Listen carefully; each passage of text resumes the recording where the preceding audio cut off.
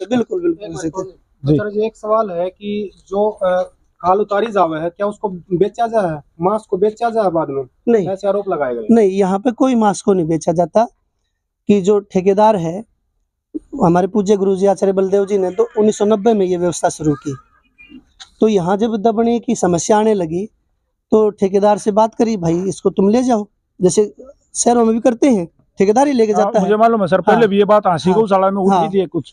तो फिर क्या हुआ कि यहाँ से गायें जाती थी, तो लगभग यहाँ से 15 किलोमीटर के गांव है, वहां पर रोक लिया, अड़ेवा गांव है, बड़ा विवाद हुआ, ड्राइवर को भी मार दिया था। फिर वो उसने यहीं एक अपना वो कर दिया, स्थापित कर दिया, तो यहीं होती है। तो उसकी एक जिम्मेवारी होती है कि गाय की गौशाला की सफाई करवाता सर रोजाना। नहीं, मैं यहाँ पूछूंगा सर, देखो खाल तो वो ले जाओगा, हाँ, हड्डी भी वो ले जाओगा, हाँ, और जो उसने इम्पोर्टेंट पार्ट्स जो चाहिए हैं उस बॉडी में, बॉडी कहूंगा मैं उसको, उसमें पता क्या करता है ना, दो चीज लेता हो केवल।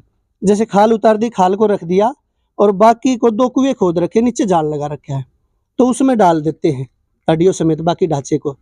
तो उस वहाँ कीड़े हैं, उनमें कीड़े वहाँ ज्यादा हो रहे हैं, तो वो कीड़े खा जाते हैं, हड्डियाँ बच जाती हैं, और फिर हड्डी जब निकल जो खाद बनता है उसका। बात करूँ गुरुजी? हाँ आचार्य, आचार्य जी प्रणाम मेरा।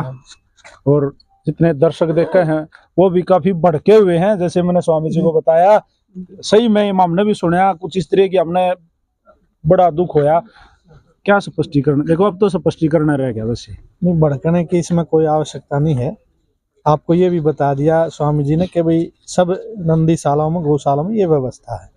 जैसे ही आप जाओगे मुर्दा घर में जाओगे हॉस्पिटल में, तो वहाँ डॉक्टर जब उसका पोस्टमार्टम करते हैं, तो यदि आप उसके काटते हुए की वीडियो बना करके डाल दे तो लोग उस डॉक्टर को ही मार देंगे। कुछ चीजें ऐसी होती हैं कि जो सार्वजनिक नहीं की जा सकती।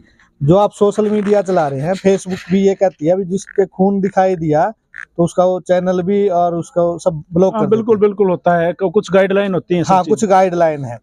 तो यहाँ कोई गलत काम नहीं हो रहा, यहाँ सिर्फ है जो गाय ठेकेदार ने ठेका ले रखा है।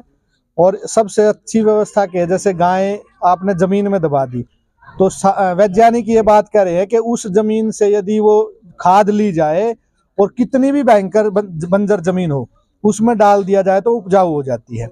तो यहाँ आपने क्वेश्चन किया था कि मांस बेचा जाता है, यहाँ मांस, गाय के मांस का कतरा, मतलब मांस का कतरा तो दूर की बात, पूंछ का बाल भी नहीं बेचा जाता। यहाँ गाय की सेवा होती है, वो सारा उसमें जो बना रखे डिस्ट्रॉयकरण का जो माध्यम है, उसमें जीव पैदा हो जाते हैं और उन जीवों से एक रासायनिक क्रिया पैदा होकर के खाद बनती है। उस खाद को हम यहाँ अपने आसपास के खेतों में डालते हैं। मैं वो वहाँ एक बार जा सकूँ? हाँ जा सको, कोई दिक्कत नहीं है। वैसे उसका अंदर से जो है प्रशासन ने लॉक कर रखा है, जो कमरा है जो उन्होंने बना रखा है। और हमने तो जैसे बदबू वाली बात आती थी, अपने कालवा से पंडित जी जो मैंने देखा एक वीडियो में बोल रहे हैं कि यहाँ तो खड़ा होना है मुश्किल है, नहीं, जो भट्ठे लगते हैं उनमें चिमनी ऊपर तक होती है।